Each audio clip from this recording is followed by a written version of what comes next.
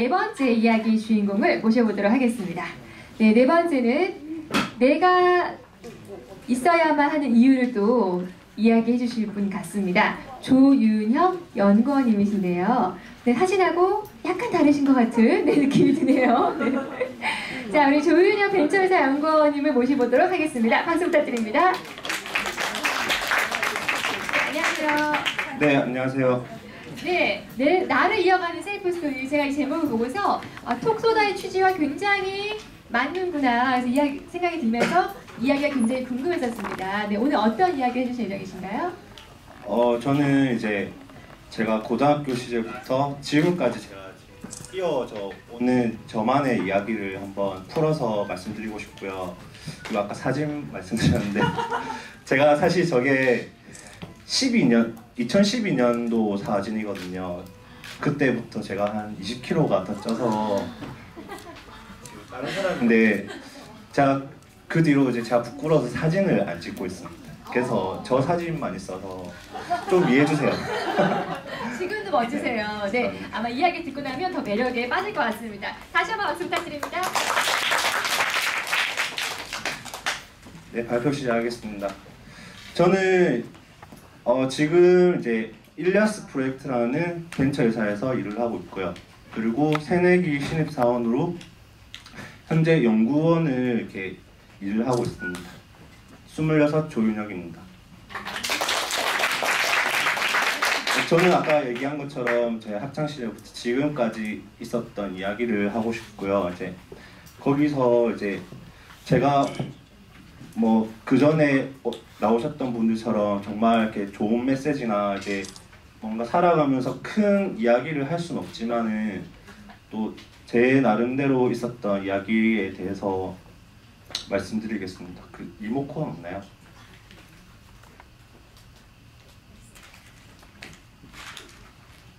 네.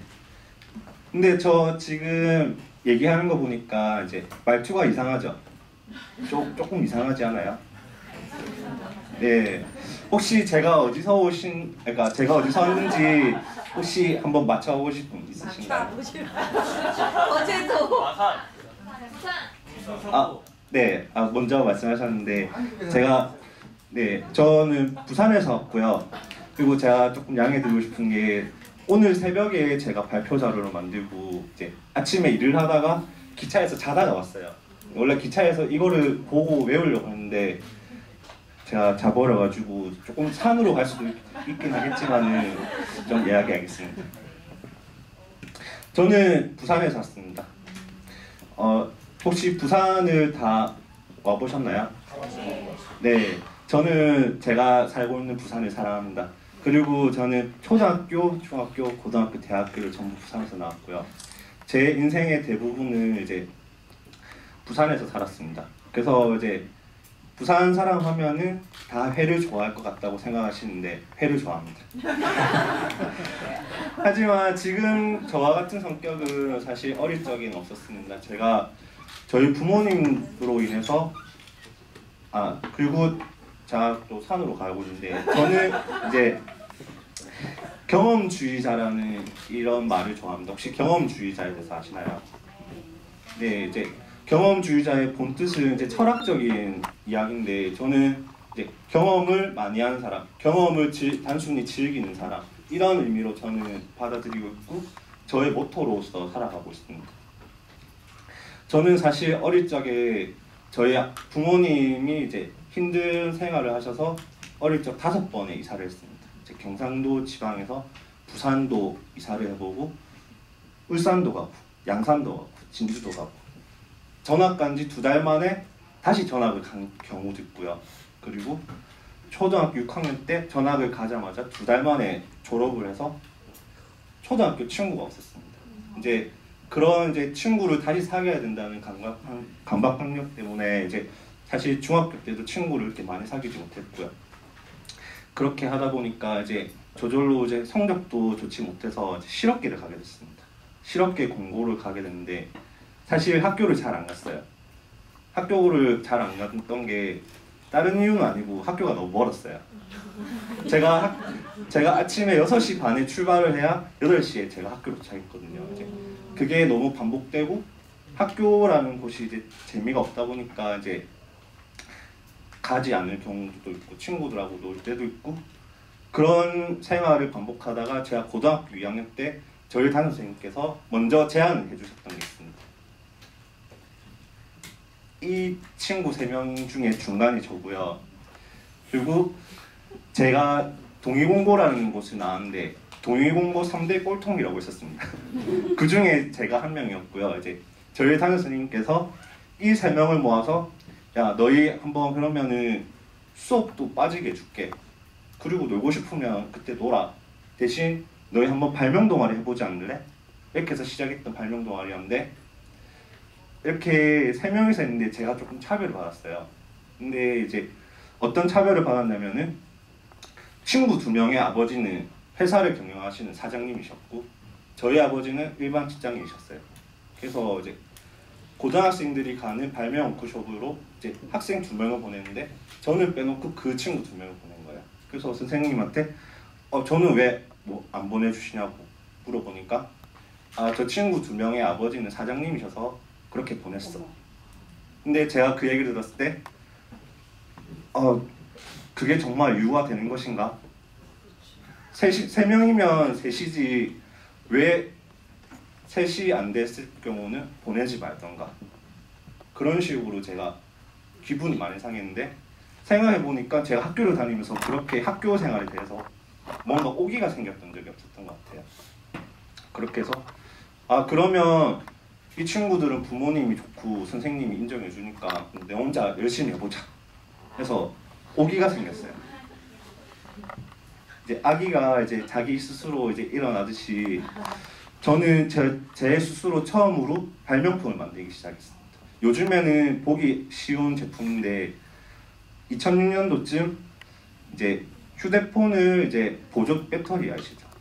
그거를 만들었는데 아무런 성과가 없었어요. 그 당시 저는 아무런 실력도 없고 발표 능력도 없고 할 줄 아는 게 없다 보니까 그냥 1년의 시간을 허비해버리고 제가 3학년에 올라가는데 저희 아버지께서 이제 하실 말씀이 있으십니다.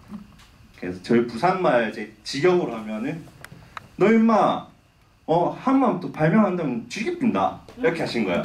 그 말이 이제 서울말로 하면은 뭐냐면은 너 이 자식 발명을 한 번만 더 하겠다 얘기하면 넌 그때 죽을 각오해 이거였거든요. 근데 저는 포기하고 싶지 않았어요. 내가 이렇게 시작한 거는 마무리 짓고 싶었고 그렇게 해서 저는 전기로 이제 야외에서 이제 냉장고 형태로 이제 사용할 수 있는 제품을 만들게 되었는데 그 제품으로 저는 졸업하기 전에 처음으로 제가 태어나서 상장을 받았습니다. 감사합니다. 그래서 이제 그간 2년간의 이제 발명 동아리 활동하면서 제가 쌓였던 그런 응어리 짐들이 다 풀린 것 같았고 제가 대학교를 가더라도 이것을 포기하고 싶지 않다는 생각을 하게 되었습니다. 그렇게 해서 대학교를 가게 되었는데요. 대학교에 가서 맨 처음 하게 되었던 일이 교내에 이제 발명 동아리가 있는지 확인하는 거였는데 없었습니다. 그리고 저희 지도 교수님께서도 이제 말씀하신 게 없으면 뭐 어때? 너 군대 갔다 와서 만들면 되지. 이렇게 말씀하시는 거예요. 그래서 참 교수님께서 너무 쉬운 대답을 하시나 보다 했는데 제가 그 생각을 하고 군대를 다시 다녀와서 만들게 됐어요. 근데 발명 동아리를 막상 만들었는데 가장 큰 어려운 점이 있었습니다. 저는 하고 싶은데 같이 할 사람이 없는 거예요. 그래서 이제 어떻게 해야 되나 하고 제가 주변에 알고 있는 동기들이나 선배들한테 이제 말을 하는데 약간 이렇게 유혹을 한다고 해야 되나? 이제 좋은 것을 얘기하면서 이제 꼬시기 시작했습니다. 또 이거 좀 상황극인데 해도 되죠? 네. 모르시겠으면 이렇게 손 들어주시면 제가 다시 번역을 해드리겠습니다. 네, 제가 선배 4학년에 이렇게 취업을 준비하시는 선배한테 갔는데 제가 얘기한 게 형님 저 취업 준비 잘 되십니까? 그러니까 그런 거 얘기하냐 이렇게 하시는 겁니다. 그래서 요즘에 취업에 대해서 되게 좋은 게 있는데 한번 같이 해보시는 거 어떻습니까? 그러니까 그게 뭐냐고 제가 발명 동아리 하고 이거 하면 취업에 정말 좋다고 제가 사기를 좀 쳤습니다. 그래가지고 그렇게 모여가지고 동아리를 만들게 됐습니다. 이거는 이제 저희 동아리원들이 처음 활동하는 건데 한번 보여드리도록 하겠습니다. 클릭해 주시면 재생이 되는데.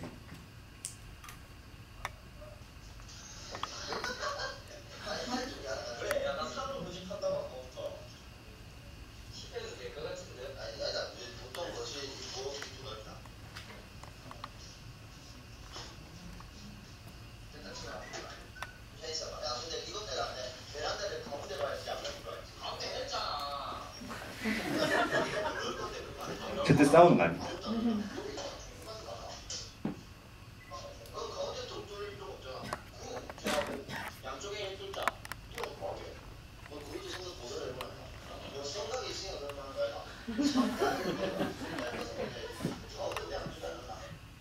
네, 이런 식으로 이제 저희가 하나하나 시작하게 돼서 이제 동아리도 한 명씩, 두 명씩 늘어나게 되고 이렇게 해서 이제 나중에 이렇게 사람들이 많이 모여서 동아리 활동도 하게 되고 저희가 만든 제품으로 이제 전시회도 하게 되는 그런 기회가 생겼습니다.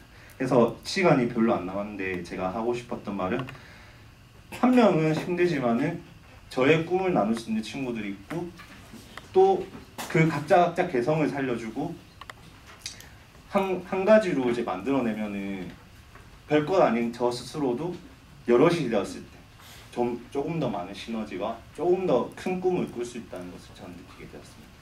그렇게 해서 이런 국내 활동을 하면서 저는 수도권까지 올라온 적도 있고 전국적으로도 활동하게 되었습니다. 이런 가운데 이제 저희가 이제 서울도 이렇게 와서 활동하다가 이제 해외로도 나가게 됐습니다. 이렇게 해서 지금 이렇게 여기 이렇게 이런 말레이시아나 이제 대만 친구들도 연락하고 지내는 친구들이 있고 사실 저는 아직도 영어를 잘 못합니다. 하지만은 이제 제가 열심히 하고 싶은 것이 이제 생겼을 때 열심히 하는 것부터 시작해서 열심히 하지만은 누군가 인정해주지 않고 하지만은 제 스스로 계속 해야겠다는 마음을 가지고 열심히 하는 게 실력이 되고 실력이 되는 게 좋아하는 것이 되고 좋아하는 것이 즐기는 것이 되었을 때 누군가가 아닌 여러분들 모두 우리 모두가 그런 이야기거리 나만의 스토리는 무조건 다 하나씩 가지고 있다고 저는 생각합니다. 다만 찾지 못했던 것은 남들에게 눈치를 받고 또한 이런 것들을 자꾸 돈에 연관시키다 보니까 그런 것들이 아직 발견되지 않았나 싶습니다. 지금 제가 일하고 있는 회사에 이제 지금 아이디어 제품인데 저는 이런 제품을 이제 기획하고 제작해서 시장으로 보내는 회사에서 일을 하고 있습니다. 하지만 저는 일을 정말 못합니다. 지금 제 책상은 저희 회사 문 앞에까지 나와 있고요. 늘 아침부터 저녁까지 혼나는 것으로 시작해서 혼나는 것으로 끝납니다.